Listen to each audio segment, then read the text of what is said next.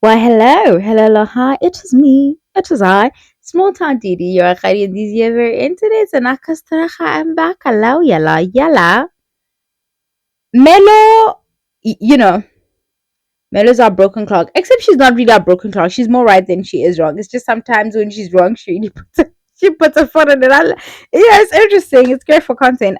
But Melo shared something with us where she's talking about, where she asked, like, about, or it really raised concern about what it takes to bag a brand deal for, and this is within the South African context, but I think she draws that comparison because the American content creators started saying it before the South African content creators, before this chat came about, right? um the pay discrepancy, but also um the the merit to even score a brand deal, to get to work with a brand deal. What do those What's the measure, like, what's the metric, like, what is it, how does it work, right? And she let's have a look at what Bella said. Can someone please explain to me how paid partnerships, not even paid partnerships, can someone explain to me how brand deals work? Because the racism that is going on the social media needs to be called out. Guys, I see white ladies here with 2,000 followers. The other one is what? One cool mom or something. I wish I'd screenshot her profile. She's got a brand deal with Woolworths. And Woolworths, where are your South African black influencers? What's going on? The majority of people who buy at Woolworths are black young people, I think, and middle class older people. Where are all those influencers? Where's Tandim Zama? Where's all these other people? You can't tell me out of the pool, the abundant pool of black influencers, you are going to go for a white lady that we don't know who lives in, I don't know where, with 2,000 followers. I just saw another one now with an F&B brand deal. Excuse me, with 3,200 followers. Excuse me.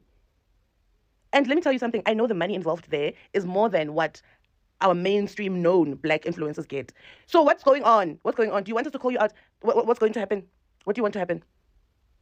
Because that whole racism thing that happens in the influencer industry in America looks like it's happening here in South Africa. I don't know if I'm the only one who've observed it, but each and every time I go onto these profiles, it's like 2,000 followers. A brand deal with Woolworths. Kanjan, who are you influencing, my sister? Hmm? A brand deal with F&B with 3.2 followers. There's one here with a jersey. It's black and beige with daisies. Cute little white girl, but no, no, no. I remember there's other girl as well. It's not a new thing. This thing has been going on. This other girl as well. She's on Instagram. Kind of what's her name? I forget. But she's grown her following. But that girl used to get brand deals with Superbalist with, like, I don't know, 3,000 followers on Instagram. No. No, no, no. Superbalist, you know who your target market is, but you don't give those types of influencers the brand deals. Why? She lived in Cape Town, that girl at Sea Point. Something's closet. I've been peeping her. Over the years, she's grown. But she hasn't grown to that point where we can say, oh my gosh, she's influencing even us. No. I was just watching her because I was watching the racism. So what exactly is going on? And guys, I know you guys are scared to talk in those boardrooms and in those boardroom meetings because you're scared for your jobs. But how are you guys not saying anything about this? Honestly? And I know, like, guys, that's the thing with racism. Racism is so economical. Like, racism is so economical. When there's big money involved, these people always choose each other, even if they have not earned it. 2,000 followers. FNB, brand deal. Is there been a link? No. Guys, maybe I'm the one who doesn't understand. Maybe I don't understand how these things work. But I know for sure there's big money there involved. I can tell you that. Okay, so we can see that this white influencer clearly has, like, fewer followers. This, she just got on the TikTok app and all of that stuff, and there are so many people. Let me open this comment section. There are so many people defending all of this and making it, when a few years ago we understood that a number of things mattered, right? Your following, your engagement, it's the click through rate stuff. It's, they can track to see how many people actually come from you using your link to actually go to the site, and how many people, actually proceed to purchase whatever the item is, this, that, and the other, right? All of that stuff matters. There are people defending her, saying things like black people, right, who are always working hard to give white people the benefit of the doubt. When I say to you guys, on the video I did about useless university degrees, and we're so hyper focused on you know, it's gotta be engineering. And I mean hyper. I mean like zoned in on it's gotta be this and it's gotta be that, and marketing won't make you money and this doesn't do. And I made the point, and I'm not the only one to make this point. This is not something that I came up with. It's just something I also picked up on, and I ran with it like other people have ran with it. People go into workplaces with their biases. Abarole racism, like babusiagwa gating or something, then they walk into the workplace and they are just, I'm racist, and hey, why am I saying this? Let me tell you guys a story quickly. In high school, two girls I was friends with made friends with another girl in the lower grade, and they used to hang with her and see boys and stuff like that I wasn't really into and shit like that. And one day they say to her, the problem is that you're just a little too ghetto, and we're very young at this point, okay? So don't judge us. We're just a little too ghetto. So, and some of the guys we want to link up with are not really into ghetto girls like that and stuff. And they really had this young bitch go and ghetto and ghetto and ghetto. Like take it off and then and walk ahead, and she'd like a skin shades a skin, she'd shed her ghetto. Okay, bitch, whatever. That's what you guys think. These people who are tasked with who get the ad campaigns from Woolworths and then have to cost a person for the ad, or have to they get the budget for the social media and they have to pick which influencers they want to work with. Do you somewhere in your fucking brain think this person takes off their racism quickly and then they apply like merit? Meritocracy is a fucking joke. Okay, apply merit and then choose the person they want to give this campaign to based off of merit. You really think that's what's happening when you want to come here? Okay, a lot of people are saying it's about her engagement, her consistency, her her profile looks put together, this, that, and the other. She's got like 2,000 followers. This lady, I think her name is whatever it is. I don't care to plug her. Mm, the one that Milo's talking about in particular. She's got on TikTok. She's new. She's got less than 3,000 followers. Even after Melo made all of that noise, and Melo's post got a lot of traction, this 2.6 thing has not moved. I went through her profile. I'm fucking bored, but I suppose that's I'm not a target audience, right? And I suppose that's what they want to deal with. I suppose that's what they want. I mean, Melo's post about this, and she mentions her by name, has close to 1,000 comments, like 900 and some 994 comments. It's got over 6,000, closer to 7,000 if we're going to round it off, likes. It's been saved by over 400 people, shared by over 162 people. Um, and it's got 91K plays, and it didn't shift. And literally, by doing this thing, she should have sent traffic to that lady's account and the people who resonate with her content. And this was a call out to Willies in particular. There are lots of people in this comment section who talk about how I started buying this from Willies because KM said I should. I started doing this from Willies because Mama plugged me and said Willies is the plug for this and that. So the target market for Willies is in this comment. And if Melo mentioned this woman by name, I found this lady through the first comment in her thing. I'm not the only one who praised her account. And the target audience here pressed the same name. They went to her account and they didn't follow. So what resonance are we on about? What fucking engagement are we on about? What brand alignment are we on about here? Outside of her being white. And the conversation then comes back being, yeah, we see these black bitches actually bringing actual sales here for free. And how else? It's a double standard, it's a double-edged sword a little bit to say the girls shouldn't plug the brands for free, but how else are the girls supposed to prove that they have that influence such that the next time they can say, I did this thing and this is what happened? my influence showed through here. People went and bought that fucking toner. Bitch, I have that toner and it worked. Okay, I have the toner from Willie's. I have the toner. Okay, how else are they supposed to prove that? So the girls will spend their own monies and they know it, but they don't want their brand to be associated with you. They don't want their brand to grow into the young black mob, and that is who's Walt is in denial. SA Walt in particular is in denial about who their core customer base is right now. They are still feeling like they need to keep their white audience by giving women like this who don't got shit going on, giving people like her sponsorships, therefore maintaining the face of the brand, right? Maintaining some kind of comfortability for the whites that still shop there. And the whites still very much shop there. But what's happened to the middle class is that the black girlies got a little bit more coin now. And they love a thing of good quality. And they also love for people to know that they love a thing of good quality. We want to telegraph that we're buying our groceries from Woolies and stuff. That's where we are as young black women. That's who their core is, and we see it all over our social media. And I guess the feeling around that is also, if they're gonna do it for free, why must we also pay them?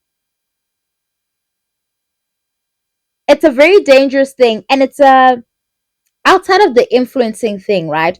When we talk about not discussing salaries in the workplace, that thing that just allows the it allows bosses to continue to underpay some of you, if not most of you, because you can't compare salaries. And understand, you don't want people pocket watching because people get jealous at the work and la la, and you do a whole bunch of stuff. I get all of that, but it's now happened in the influencer space where we don't even know how people are getting paid. This white lady may not even be getting paid like that. She may just be accepting the brand deals and getting sent whatever, but it's very unlikely that they're going to try to pay a white woman in product. Very, very unlikely that they're going to try to do that to her. They'll do that to us. They will do that shit to us. There's no conversation here where it's an issue of, oh no, her engagement. What the fuck about her engagement? What about it? Some people, you guys need to consider the fact that she's bigger on Instagram. Um, and she just probably started her TikTok account. Why she got a TikTok thing then? Okay. Oh my god, the girl is so serious. Like, her things are so, her links are all in place. And this isn't to dog pile on this one creator and stuff. But it's like, if you're the perfect example, you also are. I don't know what to tell you, girl. Okay? But it's happening. I see a lot of the black girls wanting to make it. I don't know if it's to give yourselves hope that when it's your turn and you build your platform up and you have your numbers and your engagement and all of that, they don't find that you said something bad about them or some shit like that. Luckily, listen, I'm on the internet calling people damn bitches. The chances that they're gonna be like, oh yeah, her. No, no. Look at Awami and her. That's the only time it makes sense. Awami is a huge platform, huge following. The style of content she does, far too controversial. She could put her foot in it in the next video. She could have the wrong take in the next video. They can't afford to bank on her. She's not even a lifestyle girly, and she does beautiful makeup on herself, right? Do you see her bagging Revlon deals? Do you see her? Have you seen? She could easily be like the lipstick. Her lipstick combos go hard, right? Army really does the thing with her makeup when she comes on camera with her makeup did all of that stuff. Do you see them? No, because of the thingy, the style of content she's doing. She has to rely heavily on AdSense, on creating podcast after podcast so she can get those views and stuff and pay her way through that way. I understand that. But the beauty girls that are just being beauty girls and they're influencing and they're still not giving them the brand deals, and when they do, we know they're underpaying them because they're black. And then you guys want to come here and talk about, it's not just about numbers. So much has changed. Not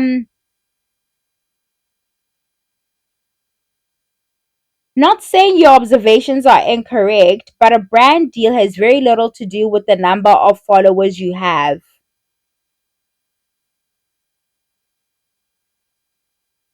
I'm telling you, white women get brand deals with less than 1,000 followers or 1,002 followers.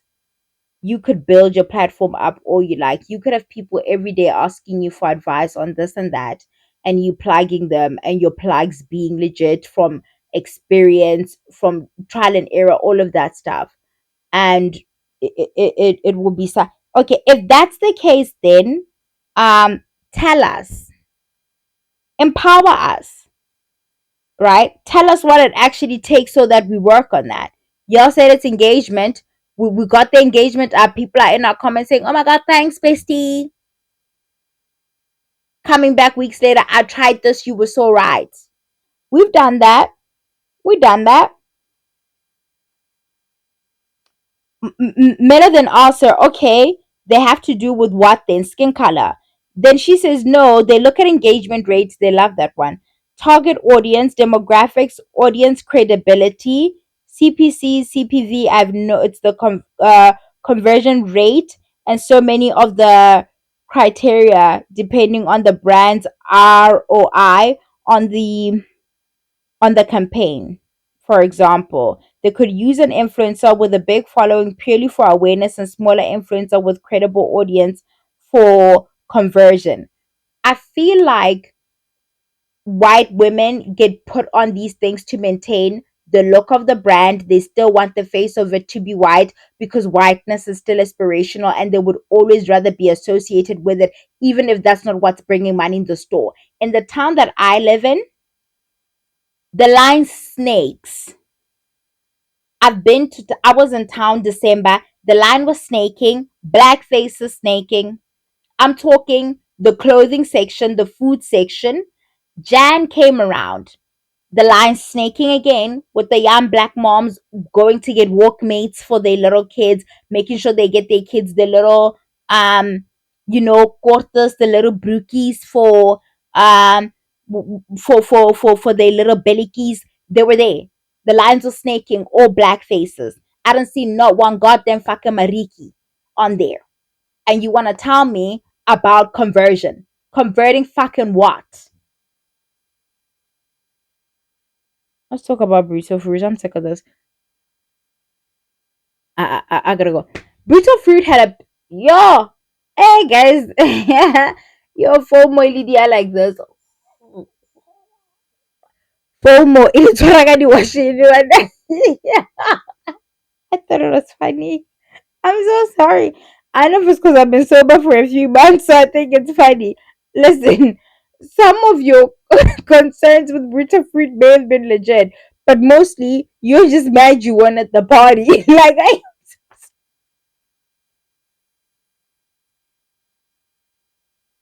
I want to be a better person, guys. I really do. Today, like I am really so silly. I'm so silly today. I don't know what's going on. But Burrito Fruit had like a pink table party thing. Bonang was the host. It was star studded. That all the top influencers, all our Ed Gerties were out there and stuff. I don't know how everyday people scored an invite, or if you bought tickets, or if it was an influencer event. I have no idea what was going on. But the critiques I saw, and they came for them, they're like, oh, why is Brutal Fruit inviting people we know don't drink Brutal Fruit? Every time we've gone through their content, they're on some Astropay shit, they're on some bubbles this, they're on some champagne this, champagne that, all of that stuff. And some of these people are even on a sobriety journey. Why were they the right candidate to? This is the only time where the shit that this girl said matters, and it's about the awareness and visibility. Well, I drink brutal fruit every day outside of you announcing that you are a drunk, like outside of informing us that you are a seasoned drunk. What do you bring to the table? Inviting you, who's a regular brutal fruit drinker. How were they supposed to see that, by the way? Were they supposed to see you in your house being a drunk, stumbling about every day? That's not even cute. You guys really think alcohol brands want to be associated with alcoholism. You think that? Listen, you don't have the influence. That's why you weren't at the brand. If they called you, you see the chatter. It's been 2, 3 weeks and I'm only sitting down to talk about Brutal Fruit now. But all of that chatter that happened around the Brutal Fruit event that day, that chatter would not have happened if they called regular old Didi Limpumelelo. Just because we just drink Brutal Fruit so much, bitch. We just love it so much. We're Brutal Fruit hunts. And then what? And then what? Eros no fetch, and then what? I even love that they invited the girls who are on the sobriety journey because for me, the hardest has been trying to be social, trying to be in social settings and not drink because for so long I just drank. Like I'm in a social setting, we're chilling or whatever, I'm just gonna drink. Like that's what people do. You aren't. But guys, now I don't understand why you guys were so upset about this one. I don't understand why you're so upset about this one. But we joke because you buy it because you like it, babe. It's not like you're gonna stop buying it just because of a Ouija. Like that's really all I have to say on Brutal Fruit because those are really the critiques that I saw of people saying this or saying that you don't have the pull. You're not going to post about the event. You wouldn't even be able to vlog the occasion properly to get them the free advertising. Not free, because they spend money on that event to make it look pretty like that and invited people who know how to capture those moments because they've seen that, oh, this person vlogs. They can capture this moment, and by spending this money here, we've paid for that advertising that they're going to do for us essentially for free, but not really, right? Because money was spent to put the event together. Baby Joanna, you're not gonna wipe the back of your camera. You're gonna be too like busy getting sloshed and be like, I don't know how these girls do it. I forgot to vlog halfway because the drinks were flowing. Baby Joanna. Oh, oh my god, like what would you do? Like I didn't get it. But I read that much I understand. But that's all I have to say on that Brutal Fruit stuff. The girls looked pretty. That's for sure. The girls were decked out in their pink. Some of them were just in pastels. Some of them were wearing it was called the pink table, but some of them were wearing colors that like are in the Brutal Fruit range colors. I know Michali wore a red dress, and she said it's for one of the I think it's a strawberry one or something. But we know she did it to be different. I don't give a shit what she said. That's why she did it. Bonang was the host. Of course, the girls want to be around Bonang. I wonder how that is not a conflict of interest for Bonang. Hey, like truly, I wonder how she does it. I wonder how she maneuvers around all her contractual obligations. How is she able to host this for this alcoholic beverage when she literally has a name on a cup classique? Like I wanna I need whoever writes her contracts and negotiates them.